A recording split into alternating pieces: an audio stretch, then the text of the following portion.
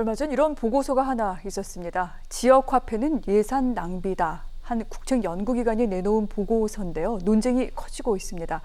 이 같은 정책 논쟁, 특히 경제 정책에 대한 전문가들의 논쟁이라던가 토론 매우 바람직하죠. 그런데 또 한편으로는 정쟁으로 비화되고 있는 건 아닌지 그런 걱정이 들기도 합니다. 그래서 오늘 이 지역화폐 논쟁의 이유, 그 진위를 짚어보기 위해서 전문가 한 분을 모셨습니다. 유영성 경기연구원 기본소득연구단장 나오셨습니다. 안녕하십니까? 반갑습니다. 네. 감사합니다. 자, 먼저 지역화폐 발행의 역효과를 분석한 한국조세재정연구원의 연구 결과부터 좀 설명을 해드리도록 하겠습니다.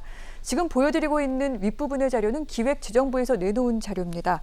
잠깐 설명을 드리자면 지역화폐가 발행될 때에는 정부가 일부 보조를 합니다. 아시다시피 액면가의 10% 할인해서 판매를 하게 되는데 그 할인된 부분에 대해서 중앙정부가 보조금을 내게 되지요. 지역화폐 해가 갈수록 점점 더 많이 발행이 되고 여기에 따른 보조금도 늘어나고 있습니다. 2019년에는 지역화폐가 3조 2천억 정도 발행이 됐는데 여기에 약 884억의 정부 보조금 지원이 잇따랐고요. 올해는 약 9조 원 정도 지역화폐가 발행될 것으로 예상이 되고 있습니다. 이에 따라서 정부도 6,690억 원의 보조금을 지원할 것으로 보입니다. 그리고 내년도에는 15조 원 정도의 지역화폐 이미 예산안에 담겨 있고요. 1조 500억 원을 지원하는 것으로 그렇게 잡혀 있습니다. 한국조세재정연구원이 최근에 발간한 그 보고서에 따르면 이렇게 지자체들이 지역화폐를 발행하는 게 많이 늘어나면서 중앙정부의 보조금도 눈덩이처럼 불어나고 있고 아울러 지역화폐 발행에 드는 비용 등등이 있는데 이런 것들을 다 감안했을 때 경제적 순손실 올해 2천여억 원이 넘을 것으로 그렇게 예상이 된다. 이렇게 얘기를 했습니다. 제가 지금 조세원 보고서에 대해서만 일방적으로 전해드렸는데 그렇다면 경기도 연구원에서는 이에 대해서 어떻게 생각하시는지 의견을 좀 들었으면 좋겠습니다. 단장님. 예, 조세원 보고서에 대해서 제가 왈가왈부하는 것은 조금 적절치 않은 면이 있습니다. 같은 연구기관으로서 하나 그 정책을 한다는 특히 국가의 정책으로서 국민들의 생활, 삶에 대해서 영향을 미친다는 측면에서 네. 뭔가 연구하는 사람 입장에서 한마디를 하지 않을 수가 없는데요. 그런 관점에서 좀 말씀드리도록 하겠습니다. 앞에서 말씀하셨듯이 국가가 지원하는 돈이 많이 든다. 이거는 뭐 국가가 얼마든지 재정으로서 필요한 사업들을 할 수 있는 거니까 그게 뭐 얼마가 들든 뭐 그거는 문제될 건 없을 것 같고요. 다만 조세원에서 보고서에서 얘기하고 있듯이 순 경제적인 비용이 많이 든다. 이 부분은 조금 우리가 한번 짚고 넘어갈 필요가 있는데 이런 주장은 물론 할 수 있습니다. 이런 사업을 하다 보니까 지역화폐라는 거를 발행을 하고 또 이거를 유통시키고 관리하고 하는 데는 비용이 들겠죠. 또 현금을 주는 것이 아니기 때문에 현금하고 비교를 했을 때 상대적으로 뭔가 거기에 따르는 국민들이 소비하는 데서 오는 효율에 있어서의 문제들 이게 좀 있을 수 있습니다. 자, 그러면 있다고 치고 이 지역화폐를 발행했을 때는 그 이유가 있었을 거예요. 그러니까 그냥 지금 현금을 주고 놔뒀을 때는 소상공인들의 소비가 안 늘고 다 대형 마트 같은 데 가서 산단 말이에요. 그러니까 지역 경제들이 다 죽게 되는 문제가 생기니까 이 부분을 어떻게든지 해결을 하기 위해서 좋은 방안들이 있겠는데 그 중에 하나가 지역화폐라는 거죠. 그러면은 비용은 당연히 드는 거고 우리가 그 비용을 들여서 얻고자 하는 것이 훨씬 더 크다면 얼마든지 할 수 있는 것들입니다. 근데 이제 이 보고서는 거기서 우리가 얻게 되는 것들에 대해서는 언급이 없고 비용만 부과를 시키니까 이거는 문제가 있다라고 판단을 하는 거고 또 그런 비용적인 얘기를 하고 거기에 따르는 국민경제 전체적인 측면에서 효율이 안 나온다라는 말을 할 수 있으려면은 제대로 된 자료를 가지고 분석을 했어야 되는데 자료를 놓고 봤을 때 그런 말을 할 수 있을 만한 자료가 아니에요. 그러면 들어간 자료가 뭔가 문제가 있는데 결론은 당연히 우리한테 설득력 있는 현실을 제대로 반영하는 결과가 나올 수가 없겠죠. 그런 면에서 이거는 문제가 있다라고 제가 지적을 하고 있는 겁니다. 그렇군요. 자, 조세원의 연구 자료는 지난 2010년부터 2018년도까지의 그런 보조금과 지역화폐 관련 자료였는데 지역화폐가 많이 발행되기 시작한 것은 2019년부터였다고 합니다. 그렇기 때문에 이 근본이 되는 자료부터 문제가 있다. 연구원에서는 이렇게 지적을 하신 건데 자, 방금 지역경제 활성화 또 골목 상권을 살리는 데 그 지역화폐가 많은 기여를 했다. 이렇게 얘기를 하셨습니다. 이런 부분에서 가장 이 부분에 대해서 적극적인 정책을 펴고 있는 이재명 경기지사 여기에 대해서 많은 목소리를 내고 있기도 합니다. 조세현 보고서에 대해 이런 얘기를 했습니다. 사실 유통 대기업과 카드사를 보호하기 위한 것 아니냐. 이재명표 기본소득 정책을 방해하기 위한 그런 목적인 것 같은데 정치적인 의도가 있다. 이런 얘기를 했습니다. 그래서 이 지사 이런 부분 연구원 조사와 문책이 필요하다. 이렇게 얘기를 했는데 조세현 측에서는 정치적 의도 전혀 없다. 이렇게 얘기를 했어요. 단장님께서 어떻게 보십니까? 이재명 지사님께서 말씀하신 부분에 대해서는 그분 나름대로 이제 정치적인 측면에서 보신 것들이 있겠죠. 그런 말씀을 하셨을 것 같고, 제가 그분 연구자들이 어떤 정치적 의도가 있었는지까지는 그냥 뭐 추측을 할 수 있겠지만은 제가 확신을 가지고 말을 할 수 있는 부분은 아니죠. 다만 제가 연구하는 사람 입장에서 네. 말씀드리고 싶은 부분은 본인이 어떤 정치적 의도가 있든 없든 상관없이 연구하는 사람은 연구 보고서로서 연구 결과로서 말을 하는 거죠. 그죠? 그것이 이제 받아들이는 사람들 입장에서는 정치적으로 해석할 수도 있고 그냥 학술적으로 해석할 수도 있고 다양하게 해석을 할 수 있을 거예요. 근데 이런 정도의 정책 보고서를 내서 만약에 국가 정책이 바뀔 수가 있는 상황이 된다면 네. 지금 소상공인들이 전국적으로 가족들 다 포함해서 한 1,000만 명이 돼요. 경기도만도 한 130, 40만 명이 되는데 이분들이 현재 지금 지역화폐 영향하에 있고 또 혜택을 받고 있고 그로 인해서 자기의 생계 부분에 있어서 많이 나아지는 부분이 있는데 만약 이 정책 보고서가 철회하는 그런 영향을 준다 그러면 이건 어마어마한 일이 될 수 있겠죠.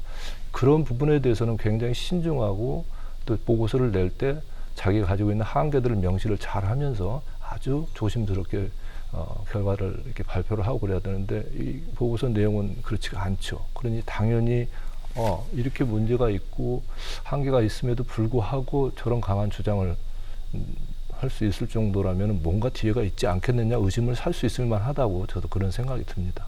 그런가요? 그런데 그렇다면 이 부분도 한번 좀 여쭤보도록 하겠습니다. 사실 지역화폐 실효성에 의문을 제기하는 건 조세현만이 아니라 국회 예산처도 국가 전체로는 손해다 이런 입장을 밝히기도 했고요.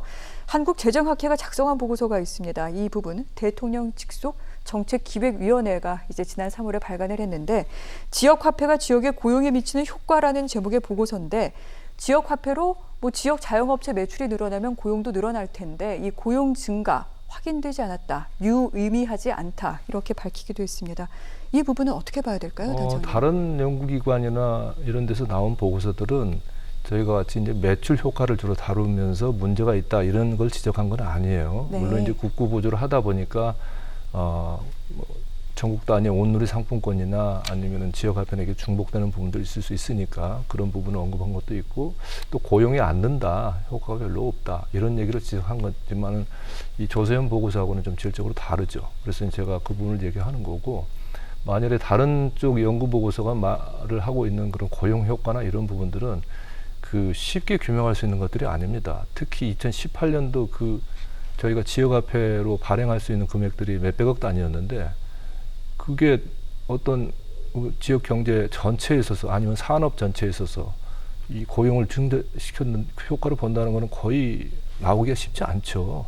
그러니까 차라리 지역화폐를 쓸 수 있는 가맹점에 한해서 정말 고용이 늘었는지 안 늘었는지를 보려면 네. 거기에 초점을 맞춰줘야 되는 거고 그렇게 하려면 2019년도부터의 자료를 가지고 봐야 되는데 옛날 자료를 가지고 하니까 좀 그 효과를 무슨 증거가 있다 없다 이런 얘기를 한다는 것 자체가 웃기는 얘기가 될 수가 있죠. 그래서 차라리 고용이 줄지 않고 현상 유지를 했다는 것만으로도 네. 과거 과거 자료를 놓고 보면 굉장히 좋은 효과가 있을 수도 있다라는 그렇게 판단을 내릴 수 있는 부분이 있는데도 불구하고 그냥 고용 효과 없으니까 이 지역화폐 정책 자체가 굉장히 문제가 있다는 식으로 호도를 하게 되면 이거는 잘못이다. 저는 그렇게 판단하는 겁니다. 그리고 네. 실제 현재 벌어지고 있는 거를 전국 단위에서 모든 걸 다 이렇게 조사를 하고 분석을 해본 건 아니겠지만 그래도 광역 단위에서 광역지자체 단위에서 가장 많은 규모로 이렇게 사업을 하고 있는 게 인천시인데 인천시 결과들을 놓고 보면은 2019년도 하반기 기준으로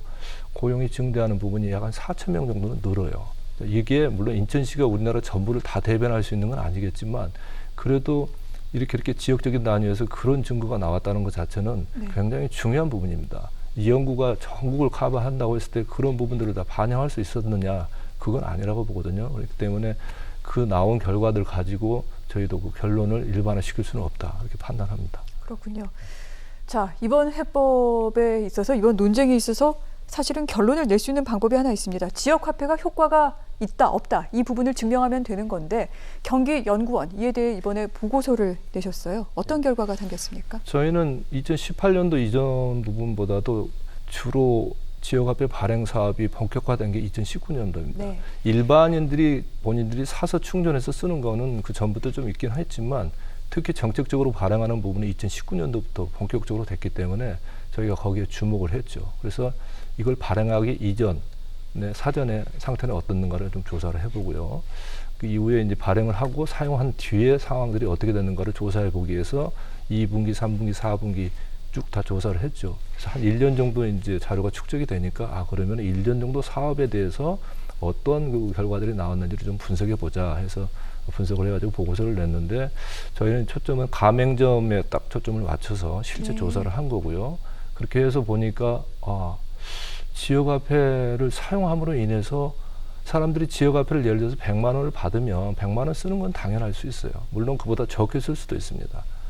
나눠놓고 당장 쓰는 거 아닐 수도 있으니까. 한데 그냥 100만 원 받아서 100만 원 썼다 하면 그건 효과가 있는 게 아니죠. 전체적으로 100만 원 그냥 국가에서 준 돈을 가지고 쓴 거니까. 근데 이 소비자들이 어떻게 하냐면은 이걸 받아가지고 그것만 쓰는 게 아니라 더 추가로 현금으로 쓰거나 신용카드로 쓰는 부분들을 가지고 지역화폐 방식으로 해가지고 더 많이 쓰더라 이거죠. 추가 소비가 발생한 거예요. 그러면은 이 추가 소비는 이 지역화폐 가맹점에 해당되는 그런 소상공인들이나 이런 점포들이 있어서 매출의 증가가 반드시 되니까 그만큼 어때요?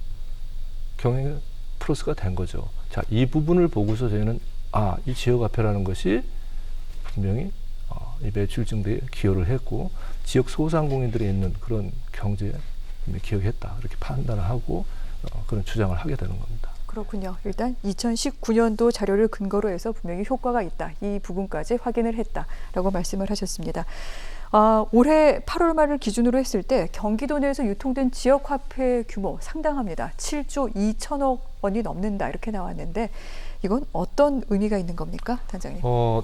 과거에 비해서 이제 쭉 증가하는 추세이긴 했죠. 그리고 2019년도도 많이 증가를 했고, 2020년 들어와서 이제 대폭 2019년도만 해도 이제 조 단위로 올라가는데 지금 이제 거의 10조 원에 가까울 정도로 2020년 올라갔다는 얘기는 잘 아시다시피 코로나19 사태가 벌어지고 이제 국가적인 재난 상황이 벌어지는데 그게 결국은 경제재난 형태로 이렇게 전이가 되잖아요.